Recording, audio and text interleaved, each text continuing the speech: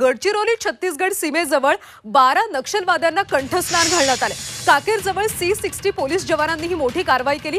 या सर्व नक्षलवाद्यांचे मृतदेह पोलीस स्टेशनमध्ये आणले असून त्यांची ओळख पटवण्याचं काम सुरू आहे। गडचिरोलीमध्ये 12 नक्षलवाद्यांना काल कंठस्नान घालण्यात आलं होतं। या कारवाईचं मुख्यमंत्री आणि उपमुख्यमंत्र्यांनी कौतुक केलं होतं। C60 पोलीस जवानांनी ही मोठी कारवाई केली होती। या सर्व नक्षलवाद्यांचे आता मृतदेह पोलीस स्टेशनमध्ये आणण्यात आलेत आणि त्यांची ओळख पटवण्याचं काम सध्या सुरू आहे। दरम्यान इथला आढावा घेतला आमचे प्रतिनिधी आशिष अंबाडे यांनी। जारावंडी हे जे ठिकाण आहे तिथून छत्तीसगड सीमेवर गडचिरोली पोलिसांना एक गुप्त सूचना मिळाली होती की वांडोली या गावामध्ये नक्षलवाद्यांचा एक तळ आहे आणि या गुप्त सूचनेवर खूप मोठं नक्षल विरोधी अभियान या भागामध्ये राबवण्यात आलं आणि महत्त्वाचं म्हणजे याच्यामध्ये 12 नक्षलवाद्यांना टिपण्यात गडचिरोली पोलिसांना यश आलं आहे।